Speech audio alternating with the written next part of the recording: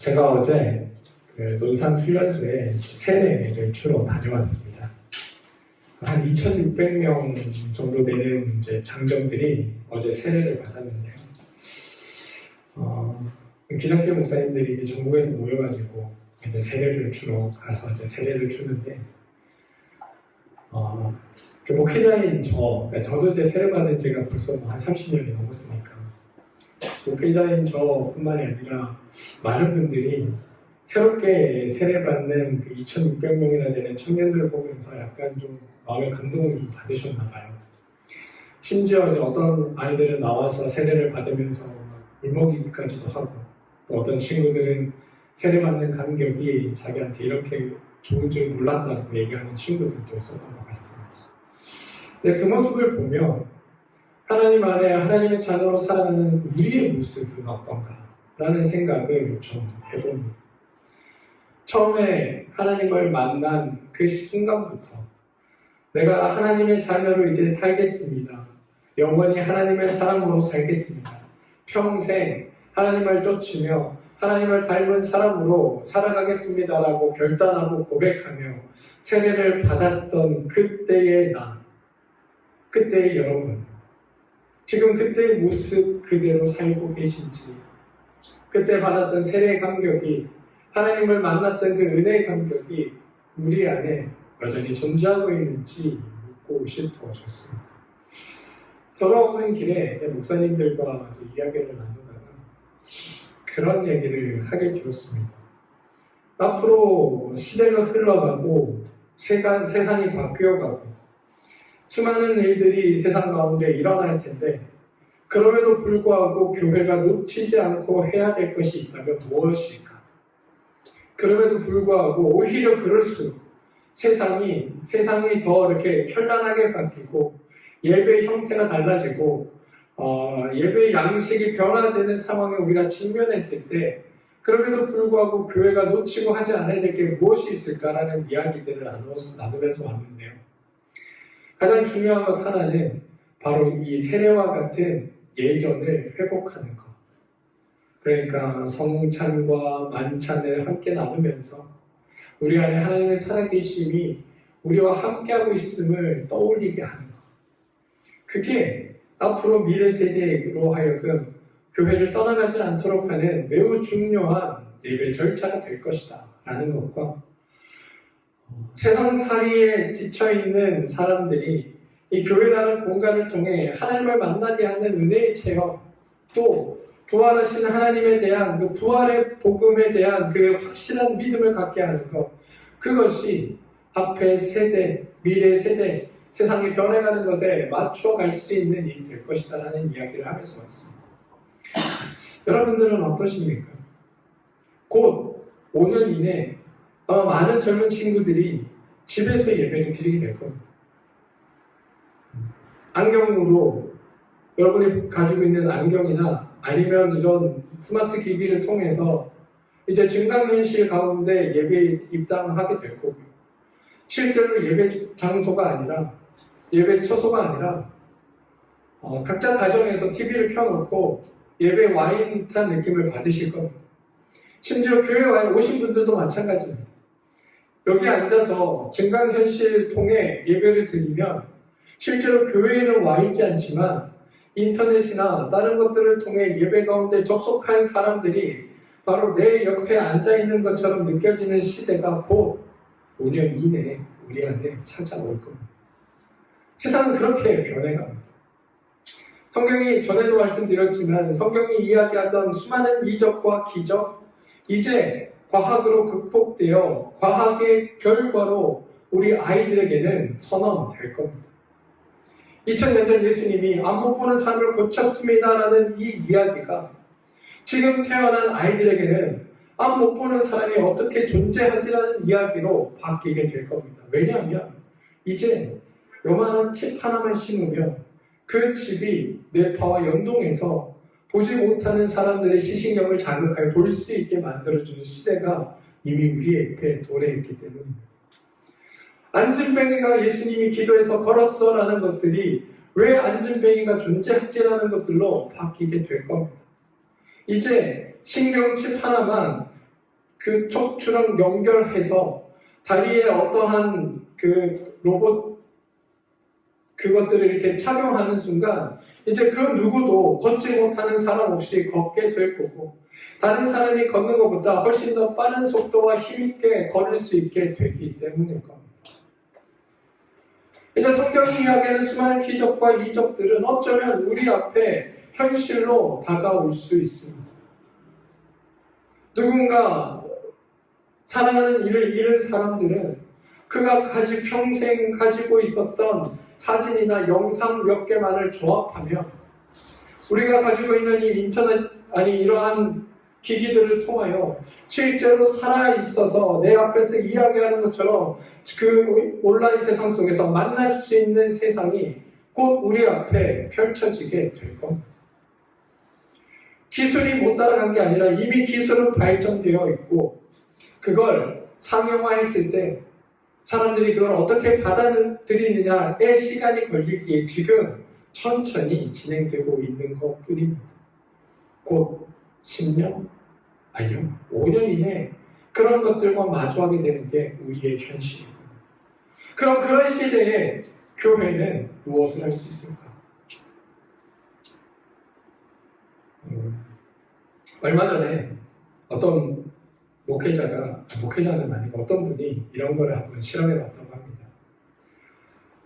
챗 GPT에다가 이러이러한 주제로 가사를 좀 써줘 라고 하니까 이 개가 가사를 이렇게 써줬어요.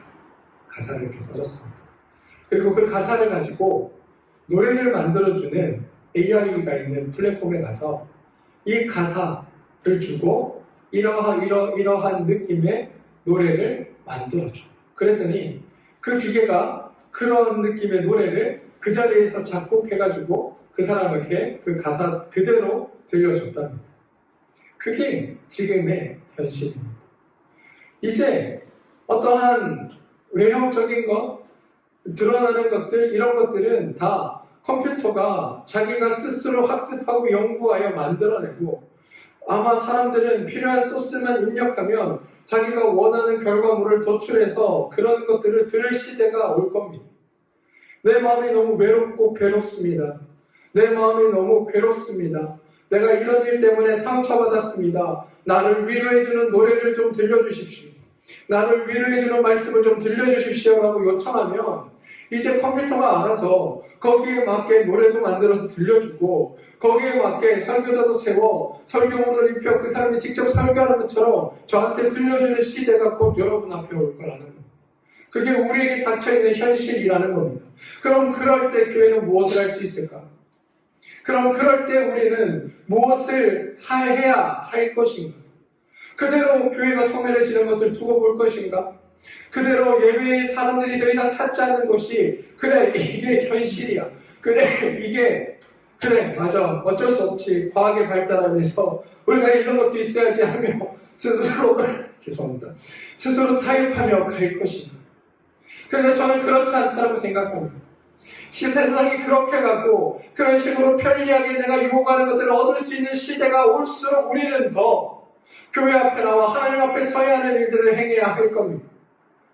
예배를 통해 예전과 예식을 통해 하나님의 살아계심과 하나님의 은혜 베푸심이 이게 그냥 가상현실에서 일어나는 일이 아니라 실제로 내 삶에서 고스란히 이루어지는 일이며 그런 시대에 내가 하나님의 살아계심과 역사하심을 바라보며 그분과 동행하며 사는 삶을 살겠다고 결단하고 다짐하는 이들에게 하나님의 역사와 은혜가 경험되는 놀라운 일들이 있게 되는 시대가 우리 앞에 도래할 거라는 겁니다.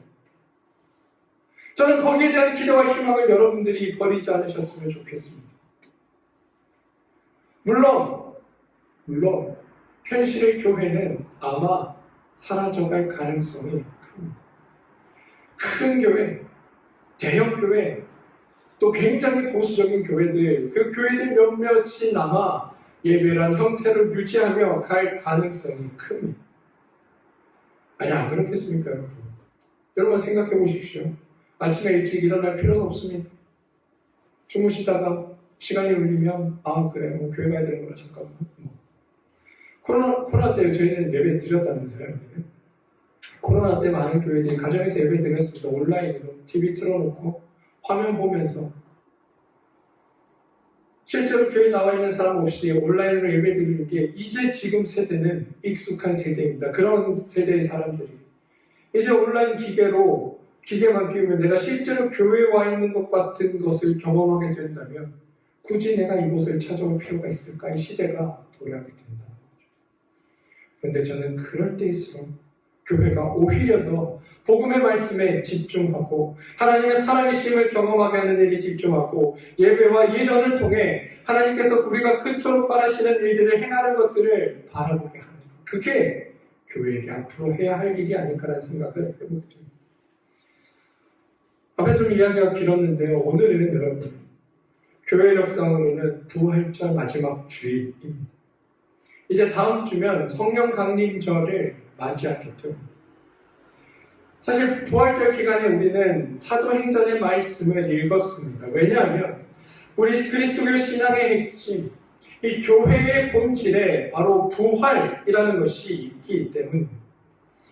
이 말은 다른 말로 하면 신앙은 부활에서 비롯된다라는 뜻이고, 달리 말하면 부활과 관련 없는 것들이 교회에서 선포된다면 그건 더 이상 신앙과 무관한 일이다라는 말과 같은 뜻이기도 합니다. 오늘 우리에게 부활, 예수 그리스도의 놀라운 사건을 여러분들은 어떻게 느끼고 경험하고 계십니까? 우리가 예배 가운데 함께하고 이 교회에 나와 예배를 드리는 까닭은 부활하신 주님이 베푸시는 하늘나라 잔치에 참여하는 일이라는 말씀을 제가 여러 번 여러분들에게 말씀드린 적이 있습니다. 우리는 이 교회에 나와 예배를 드림으로 무엇을 해야 하느냐? 우리를 위해 죽음에서 부활하시고 살아나셔서 생명 되신 그리스도가 우리에게 영원한 생명을 주어주고 계시며 그분의 부활이 단순히 그냥 과거에 있었던 어떤 한 사건에 그치는 것이 아니라 우리를 살려내고 우리를 새롭게 하며 우리를 다시 만나게 할 그때를 소망하게 하고 또 그날을 기다리며 함께 주님 안에 우리가 한 가족임을 깨닫고 기억하게 하는 일에 동참하는 것, 그게 우리가 드리는 예배의 핵심이고 이 예배의 가치라는 것을 저는 여러분들이 잊지 않으셨으면 좋겠습니다.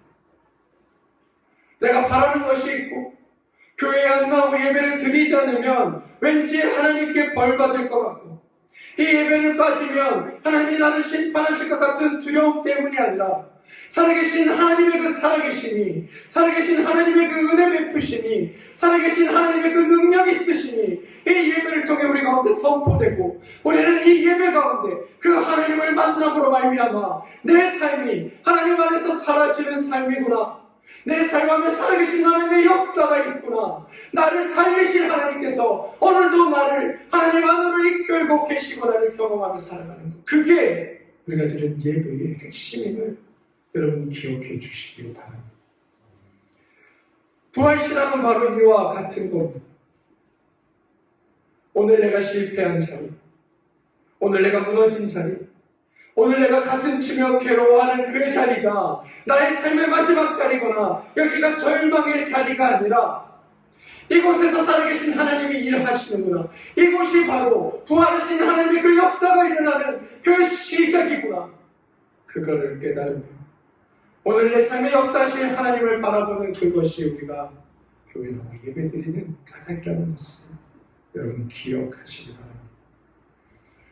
오늘 말씀의 배경은 이렇습니다. 사도행전 배경인데 가룟 유다가 예수를 팔고 나서 죽습니다. 자살을 한 거죠. 그런데 그 자리가 비워 있었습니다. 그리고 그 자리를 채울 누군가를 뽑아 세우는 내용이 오늘 읽은 사도행전의 말씀입니다. 그런데 제가 지난번 사도행전 새벽 말씀을 통해 전했던 이야기는 사도들은 그 자리를 자신과 같은 사도의 권위 있는 사람으로 채우려 했고 그것이 결국은 성공하지 못했다라는 이야기를 드렸습니다. 그런데 오늘은 거기에 초점을 맞추는 것이 아니라 사도가 될 수 있는 조건, 누가 하나님의 사람으로 뽑힐 수 있는가, 여기에 대해 좀 초점을 맞추어 이야기를 좀 나눠보겠습니다. 사도행전 1장 12절입니다. 죄송합니다. 1장 22절입니다. 우리 세 번 이 말씀 함께 봉독하겠습니다. 항상 우리와 함께 다니던 사람 중에 하나를 세워 우리와 더불어 예수께서 부활하심을 증언할 사람이 되게 하여야 하리라. 아멘. 초기 기독교 공동체가 유일하게 사도의 조건으로 삼는 것, 그러니까 사도는 무엇을 하는 사람이냐라는 질문 앞에 교회가 무엇을 대답했냐 하면 예수께서 부활하심을 증언할 사람. 사도는 누구냐? 예수께서 부활하셨다는 것을 증언할 사람이 사도입니다라는 뜻입니다.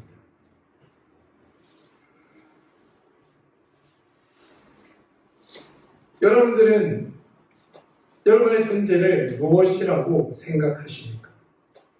성경은 우리를 향해 무엇이라고 부른다고 여기십니까? 하나님 나라 백성, 하나님의 자녀, 물론 맞는 말이지만 하나님은 그 일들을 통해 우리가 하나님의 증인 되기를 바라신다라고 성경은 우리에게 고백합니다. 그럼 그 말은 무엇이냐? 곧 여러분들이 하나님의 사도 되기를 바라신다. 이것이 하나님의 말씀이라는 겁니다. 여러분, 사도를 일반적인 권위에 찬 개념으로 생각해서 목사 혹은 장로 이런 사람들이 사도일 거라고 미리 짐작하지 마십시오. 제가 누누이 말씀드리지만 성경은 어떤 계급이나 어떤 차별을 두기를 원하지 않습니다. 하나님 안에서 우리는 모두 동등한 존재, 하나님 안에서 모두 부름받은 사람입니다. 제가 여기에 서서 여러분에게 하나님의 말씀을 전하는 건 물론 하나님이 주신 목회자로서의 권위가 그 위에 있지만 그 이전에 내가 하나님의 말씀을 연구하고 공부하고 배웠고 또 그것을 통해 하나님 말씀하신 본래의 뜻이 무엇인지를 이해했기에 여러분들에게 말씀할 수 있게 되는 것이지, 이것이 무슨 사도의 권위를 제가 하늘로부터 부여받아 여러분들에게 설교하는 것은 아님을 기억하십시오. 무슨 말이냐? 우리는 모두 다 사도됨의 자리에 부름받은 사람들이라는 겁니다. 왜? 어떤 차원에서? 예수 그리스도의 부활을 증언하는 자라는 점에서 우리는 모두 다 하나님의 사도입니다. 그 사실을 여러분 잊으셔서는 안 됩니다. 우리가 어떤 존재냐? 부활하신 하나님을 증언하는 존재. 그래서 이 땅에 하나님의 사도로 살도록 부름받은 존재, 그게 바로 나, 여러분이라는 사실, 그것을 여러분들 잊지 않으시기 바랍니다. 그럼 우리는 부활하신 주님을 어떻게 증거할 것인가? 여러분, 어떻게 주님을 증거하고 계십니까? 예수가 부활하셨대. 그렇게 이야기하면 그게 부활의 증언이 될 거예요. 예수님이 십자가에 못 박혀 돌아가시다가 3일 만에 부활하셨대. 그게 요즘 세대의 부활의 증언이 될 거예요. 여러분, 적어도 저 시대에 사도행전의 말씀이 주어지던 시대는 예수 그리스도의 부활을 눈으로 직접 목격한 이들이 아직까지 살아 예수님의 부활을 증거하던 시대였음을 우리는 기억해야 합니다. 내가 봤어. 그게 가능한 시대였다는 겁니다. 예수 그리스도가 부활하셨어. 네가 어떻게 알아? 내가 봤다니까.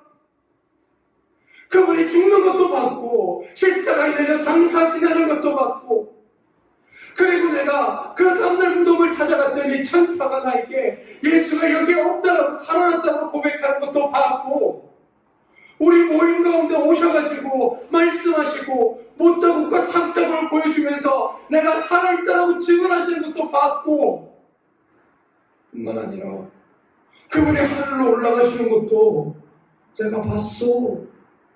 내가 봤다니까. 내가 증인이야. 나만 본 게 아니라 많이 봤어. 증인 필요해? 더 내려오게 기다려봐. 얘기 좀 해줘. 못 믿는다. 그게 가능한 시대가 저 시대였다는 겁니다. 그런데 그 시대가 아닌 우리 시대에 예수의 부활하심을 증언은 어떻게 해야 할까? 여러분의 삶에 예수 그리스도의 부활이 경험되어야 가능한 겁니다. 여러분들 어떻게 경험하십니까?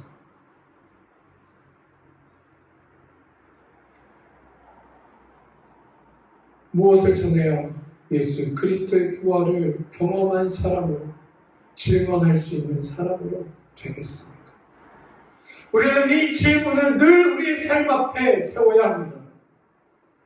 내가 하는 일이 잘 돼서 하나님의 은혜가 있고 그것이 나에게 축복이다, 이런 얘기들이 아니라 부활하신 주님이 내 삶을 어떻게 만들어 가시냐가 고백되어야 한다는 겁니다. 절망 가운데 눈물 짓고 있을 때, 무너져 저 땅 끝에서 아무도 나를 도와주지 않을 때, 정말 아무것도 없고 세상이 무너진 것 같은 시대에 주님이 나를 어떻게 찾아오셨으며 그때 나를 어떻게 만나주셨고 그런 나를 어떻게 세워 지금 어떻게 살고 하시는지, 그런 것들이 고백되어야 한다. 부활한 자로 살아가고 얘기하면 우리는 순교를 떠올립니다. 왜냐하면 많은 순교자들이 부활의 증인으로 살다가 죽었기 때문입니다.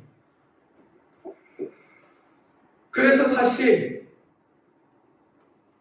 순교 막 얘기하면 우리가 하나님을 믿지 못하게 하는 매우 큰 요소로 작용합니다. 아, 주님을 믿으면 그럼 누구나 다 고난을 당해야 되는가? 절망의 자리를 겪어야 하는가? 나는 그냥 평안한 삶이 좋은데, 지금 내가 누리고 있는 이 평안한 삶이 나는 그냥 아무 문제 없이 그냥 즐겼으면 좋겠는데, 이것이 내 삶에 변하지 않았으면 좋겠는데, 그냥 이러한 삶의 그냥 느낌대로 그냥 살아가면 좋겠는데, 아, 이거 예수도 믿고 또 열심히 주님 믿으며 내가 고난과 어려움 속에 빠지다가 정말 이것 때문에 내가 목숨을 잃는 지경이 있지 않을까? 예수도 믿어야 되나? 아직까지는 평안한데 이 고난과 어려움이 닥쳐오면 어떡하지? 이런 두려움이 우리 가운데 있을 수 있습니다. 사실 기독교 신앙도 그랬습니다. 1세기 즈음에 로마에 의해 성전이 파괴될 때마다 예배의 구심점을 잃어버렸던 유대인들은 바리새파 중심으로, 경전 중심으로 유대교 신앙을 강화해 갔습니다.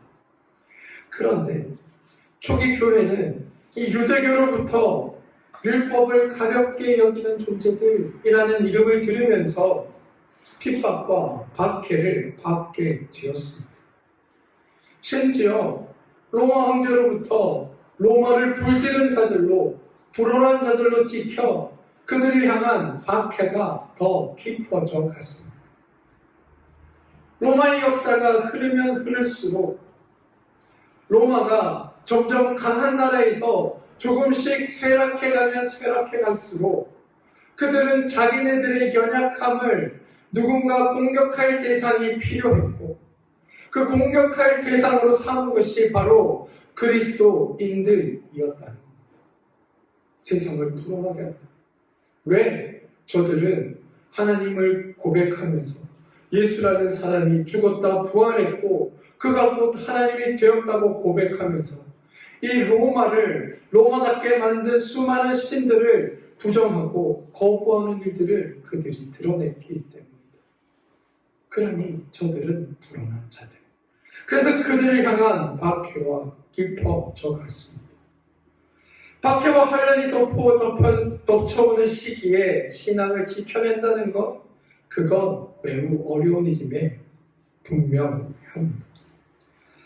목숨을 지켜내기 위해 변질하는 것이 쉽고, 그렇지 않더라도 오랜 박해 속에 믿음을 지키는 건 대단히 어렵습니다. 그런데 초대교회 성도들은 이 절체절명의 순간에 한 가지 기도를 기억하고 있었습니다. 그들의 기도는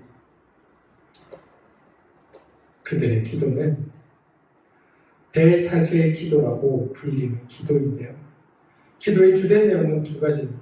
첫 번째, 주님을 통해 하나님과 연결된 모든 이들을 보호해 주십시오 라는 것과, 두 번째, 하나님과 주님이 하나이셨던 것처럼 여기에 모인 이들이 하나가 되게 해 주십시오 라고 기도했다. 이들이 이 어려움의 박해의 시간을 극복할 수 있었던 것, 그건 혼자 이 신앙을 하나님에서 지켜내기 위해 노력한 것에 그친 것이 아니라 우리가 하나이 될 수 있는 이 공동체가 함께 우리가 하나의 가족으로 이 어려움과 고난을 지켜내야 한다는 생각이 있었다는 겁니다. 그래서 이들이 했던 기도, 모두를 위해 서로가 서로를 중보하며 기도하며 이들에게 하나님의 평화가 깃들기를, 하나님께서 우리를 지켜주시기를 기도했고, 또 하나는 하나님과 예수 그리스도가 하나이듯이 우리 또한 하나님 안에 하나 될 수 있도록 해주십시오라고 기도하면서 그 오랜 기간의 박해를 이들이 이겨낼 수 있었다는 겁니다. 우리가 부활의 신앙으로 살아내고 이 시대가, 교회가 사라질 것 같은 미래의 시대를 염려하면서도 우리가 놓치지 않고 해야 할 것 중에 가장 중요한 것은 바로 이들이 했던 이 기도를 다시 회복하여 우리가 드리는 것들입니다. 우리는 서로 떨어져 있는 존재가 아닙니다.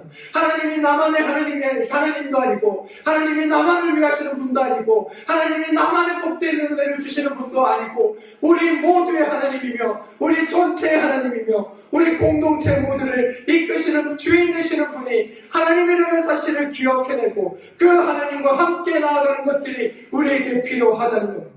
우리는 하나님 안에 한 가족이기에 서로가 서로를 위해 중보하고 그 어떤 어려움과 고난도 우리 가족들에게 덮치지 않도록, 그 무엇도 우리 가족들을 무너뜨리지 않도록 각자가 서로를 위해 중보하는 것과 하나님이 예수 그리스도와 하나 되었듯이 우리가 하나 되어 서로 사랑하며 나아가는 길 가운데 동시에 함께 서겠다고 고백하는 이것이야말로 앞으로의 세대로부터 교회를 지켜내고 우리의 신앙을 지켜내고 우리의 공동체를 지켜내는 유일한 길이라는 사실을 기억하시고, 또한 부활의 증인으로 살아내는 방법임을 기억하시라는 겁니다. 부활의 증인으로 어떻게 살아낼 것인가?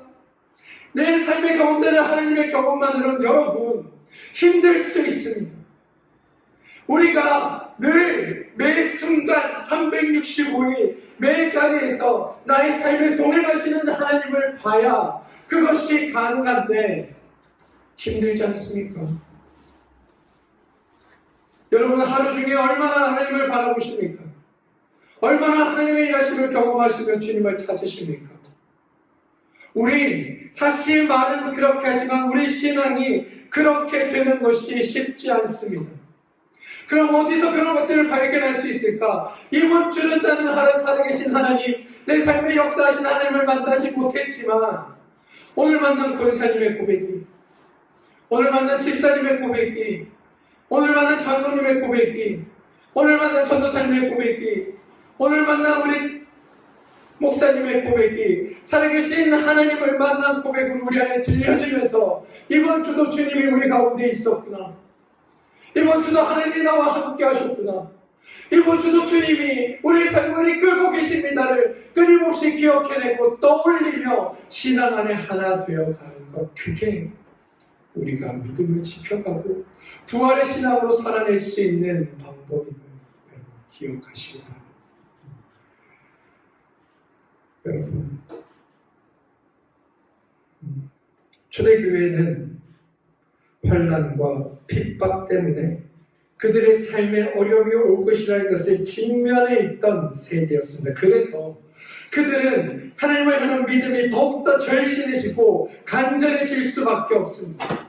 어제 믿던 형제가 오늘 잡혀가 내일 죽기 때문에, 엊그저께 함께했던 형제가 어제 잡혀가 오늘 죽는 것을 목도했기 때문에 이 부활이라는 것이 그들에게는 더욱더 절실하고 더욱더 뜨겁게 그들에겐 갈구될 수밖에 없는 것들이었습니다. 그런데 우리에겐 이런 것들이 그다지 그렇게 갈급되지 않습니다. 우리의 신앙이 약해지고 교회가 연약해지고 믿음이 작아지는 이유는 우리가 더 이상 하나님이 우리에게 더욱 갈급하지 않기 때문입니다. 우리의 신앙이 하나님으로 더욱더 갈급해지지 않기 때문입니다. 우리의 믿음이 하나님으로 더 이상 충만해지지 않기 때문입니다. 우리의 눈이 하나님 아닌 것들로 채워져 가는 것들이 더 익숙해져 있기 때문입니다. 그런데 그런 시대에 우리가 회복해야 할 것, 바로 주님, 오직 주님, 그분의 살아계심과 역사하심과 일하심과 이끄심, 그분의 부활과 생명 주시는 그 능력이 우리 안에 경험되기를 누구보다도 갈급히 갈구하고 바랄 때 하나님의 나라, 우리의 믿음이, 우리의 신앙이 성장하게 된다는 것. 저는 그 자리에 우리 모두가 이르게 되길 소원합니다. 여러분, 믿음이 없을 때 내게 좋은 일이 생기면 그게 하나님의 은혜라고 고백합니다. 그리고 그것 때문에 주님을 믿기 시작합니다. 그리고 그게 우리 신앙의 시작입니다. 그런데 문제는 거기에서 우리는 믿음이 더 성장해야, 성숙해야 합니다. 우리의 믿음의 체험이 거기에만 머물러 있다 보니까 우리의 신앙도 그것만 추구하고 그것만 바라본다. 그러니 환난과 핍박 앞에 우리는 두려울 수밖에 없고 고난과 어려움이란 말 앞에는 우리는 움츠려들 수밖에 없는 존재가 되었습니다. 근데 여러분, 성경은, 말씀은 그것을 뛰어넘도록 우리를 인도해 갑니다. 어렵냐? 고난이냐? 괴롭냐? 슬프냐? 눈물 나냐? 실패했냐? 좌절했냐? 그러면 그때 기뻐하라. 왜? 그때부터 너희와 함께할 하나님의 역사가 너희 가운데 있을 것이기 때문이다. 그게 부활 신앙의 시작임을 기억하십시오. 저는 여러분의 삶에 부활하신 주님의 그 놀라운 역사가 경험되어지고 깨달아지길 소망합니다. 그래서 내 이 좌절의 자리, 눈물의 자리, 고통의 자리, 아픔의 자리에서 나를 위로하시고 세우시고 일으키셔서 다시 한번 생명 주시는 주님의 자리로 나아갔다가 결단하고 그러한 주님을 만나게 되길 소망합니다. 부활이 단순히 죽은 목숨이 살아나는 것에 그치는 것이 아니라 망했던 내 삶이 새롭게 일어나는 것도 부활이고 절망 가운데 빠졌던 내 삶이 다시 세워지는 것도 부활이고 무너졌던 자리에서 무너진 것들이 다시 이렇게 촘촘히 세워져 가는 것도 부활입니다. 저는 그 부활의 하나님이 여러분 삶과 함께 있음을 여러분들 기억하시고 그 하나님을 믿으며 여러분 삶에서 하나님을 증언하는 온전한 증언자로 살아가 주시기. 저 사람 참 안 됐는데 참 잘 산다. 저 사람 참 불쌍한데 참 멋지다. 라는 이야기를 들으며 세상 가운데 승리하며 살아내는 여러분들께 해주시기 주님의 이름으로 축원드립니다. 기도하겠습니다. 주님,